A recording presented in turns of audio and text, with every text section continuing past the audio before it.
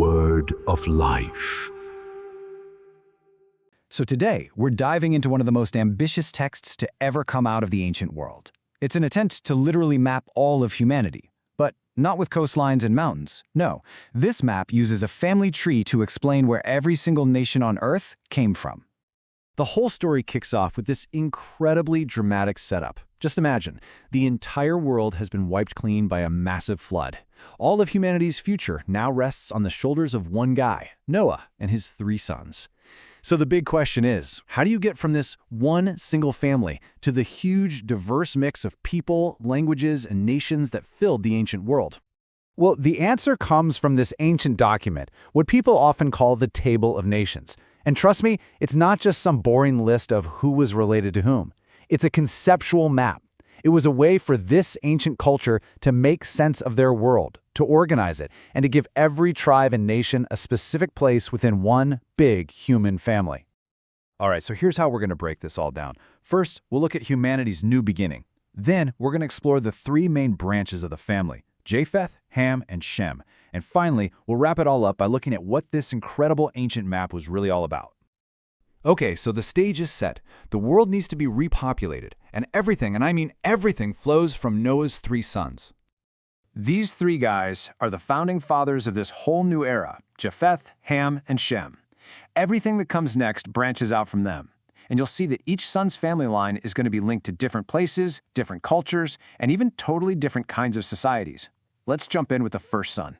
First up is Japheth. Now, his descendants are always tied to the sea, to faraway lands, and to the coastlands. You can almost think of them as the people on the distant horizons of the ancient Israelite world, the folks you could only get to by boat, living out in the Isles of the Gentiles, which really just meant the lands of other nations across the Mediterranean. So the text lists his sons, and yeah, these names might sound pretty unfamiliar to us, but historians have actually linked them to real ancient peoples. For instance, Javan is the Hebrew name for the Greeks. Madai is connected to the Medes over in modern-day Iran. This isn't just fantasy, it's ancient ethnography. It's how they saw the world. And it doesn't stop there. From these sons, we get the next generation. We start seeing names like Tarshish, which could be ancient Spain, and Kittim, often identified as Cyprus. You can literally see the map expanding outwards, spreading across the sea, all from one central point. And this brings us to a super important phrase. It's like a little summary that pops up after each of the 3 main family lines. This is the key to the whole thing.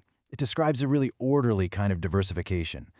People are spreading out, sure, but they're keeping their identities through their own languages, their own family structures, and their own national territories. Okay, next up is the second son, Ham.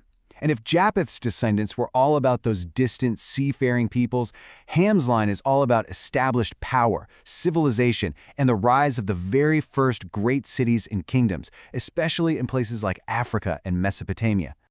And his 4 sons? Well, these are foundational names for some of the biggest ancient powers.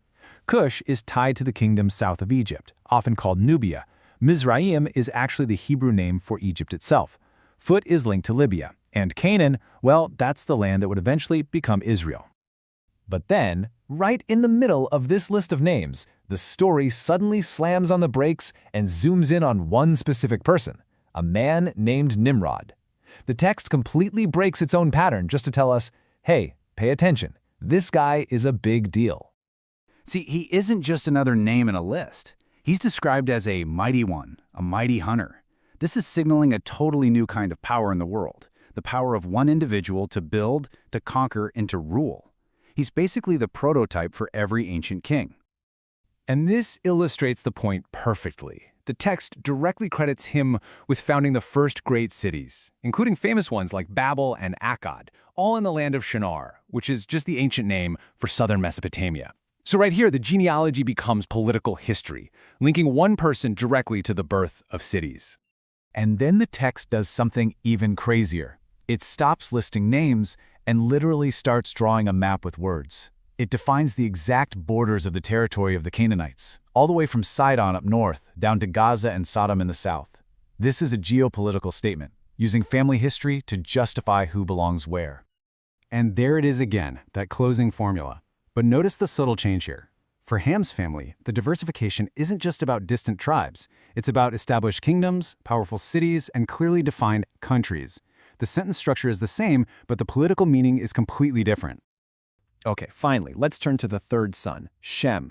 His family line is presented as the central one, the one leading towards the ancestors of the Israelites themselves. And hidden inside his genealogy is this one cryptic little phrase that hints at a massive world-changing event. Now, for the authors of this text, this is their line. The family tree traces from Shem through figures like Asshur, who gave his name to Assyria, all the way down to a man named Eber. Eber is seen as the ancestor of the Hebrews, and it's his kids that hold the clue. Eber has two sons, but the text tells us to pause and look closely at the first one, Peleg. It says his name is super significant because of what happened while he was alive. In fact, his name, Peleg, literally means division. And here is that crucial phrase, "For in his days was the earth divided." So what on earth does that mean? People have debated this for centuries. Is it talking about a physical division, like continents splitting apart? Or is it a nod to the linguistic and political division of humanity that's detailed in the Tower of Babel story, which comes right after this chapter? Either way, it signals a moment of profound separation. And for the third and final time, we get that closing statement, completing the pattern. The sons of Shem also spread out into their own families, with their own languages, and in their own lands, finishing this incredible, comprehensive map of all humanity. So now that we've looked at all three branches, let's just pull back for a second and ask the big question. What is this document really doing? What was its purpose for the people who first heard it? Because it is so much more than a family tree. First, it's a conceptual map. It shows a worldview where everybody, from the Greeks across the sea to the powerful Egyptians on the Nile, fits into one coherent system. It's also an origin story. It explains human diversity not as chaos, but as an orderly branching out from one common source. And it's a political document. It links ancestry directly to land and nationhood, creating a mental blueprint of the world and Israel's specific place within it. And this really leaves us with a final thought, doesn't it? This ancient text used family to define nations and geography. It really makes you wonder, even today, in our world of GPS and satellites, how much are our own maps of the world, our ideas of us and them, of borders and belonging, still shaped by these powerful, ancient stories of family and identity?